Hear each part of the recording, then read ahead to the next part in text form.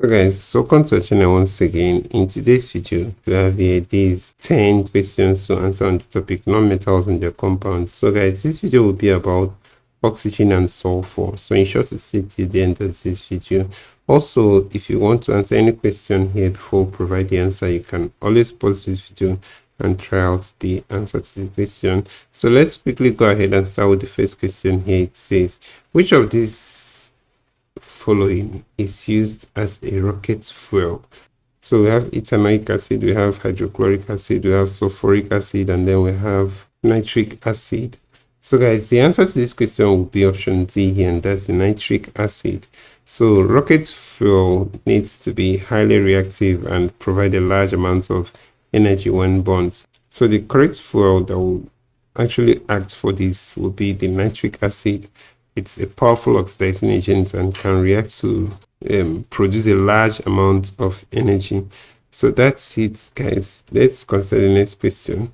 Question number 2 here, it says, which of the following elements can form more than one acidic oxide?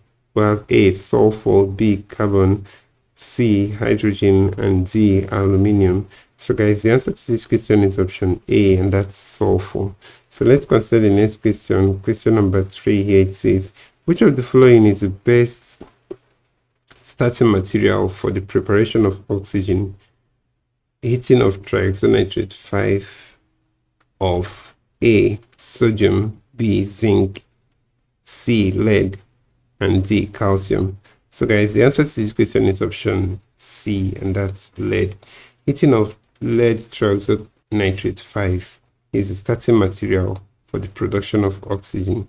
So that's it for that question. Let's consider the next question. Question number 4 here, it says, which of the following compounds is a neutral oxide?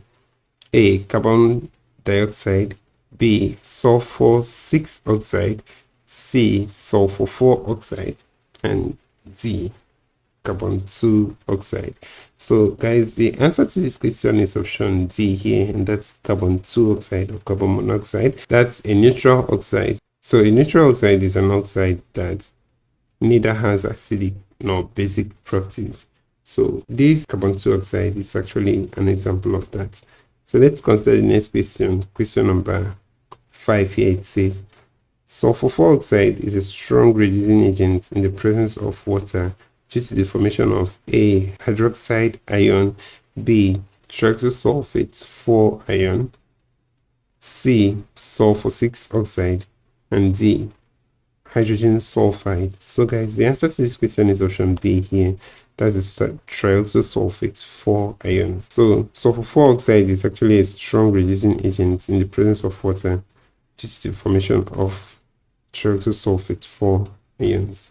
So that's it for that question. Let's consider the next question. Question number 6 here. It says, oxygen gas is commonly prepared in the laboratory by the decomposition of A, sodium chloride, B, carbon dioxide, C, hydrogen peroxide, D, water.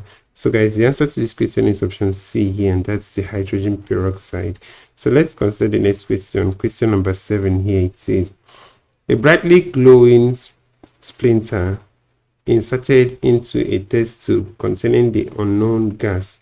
If the splinter is rekindled, the gas is either nitrogen 1 oxide or A, neon, B, oxygen, C, potassium, D, argon. So guys, the answer to this question is option B here, and that's oxygen. So if the splinter is rekindled, the gas will either be in nitrogen 1 oxide or oxygen.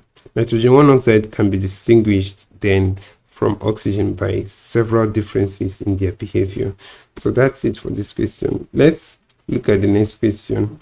Question number 8 here, it says, which of the following statements is true of sulfur 4 oxide? A, it is an odorless gas. B, it's an acidic anhydride. C, it forms tetroxosulfate 6 acid with water. D, it forms white precipitates with acidified barium chloride. So guys, the answer to this question here is option B. It is an acidic anhydride.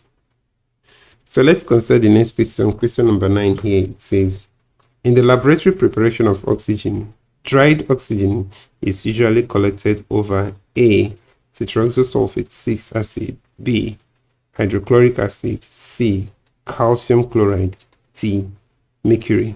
So guys, the answer to this question here is option D, and that's mercury. In the laboratory preparation of oxygen, dried oxygen is usually collected over mercury. So this is because mercury does not react with oxygen, and it provides a convenient way to collect the gas without introducing any additional mixture or impurities. So guys, let's consider the next and last question here, question number 10. In the laboratory, sulfur 4 oxide can be prepared by the reaction between sulfite and an A, acid, B, base, C, alkali, D, allotrope. So guys, the answer to this question is option A here, and that's acid. In the laboratory, sulfur dioxide or sulfur 4 oxide can be prepared by the reaction between a sulfite and an acid. This is because sulfites react with acids to produce sulfur dioxide gas, water, and a salt. So guys, that's it for this question. This is where we'll end this video, guys, for today. If you enjoyed this lesson, please give it a thumbs up. Don't forget to subscribe to this channel if you're not a subscriber. If you have any specific question regarding this video, guys, you can drop your question on the comment section below and we'll ensure to give you a response. So guys, we also want to encourage you to join our YouTube channel community by hitting the join button below. So thank you once again for watching this video, and see you on the next one.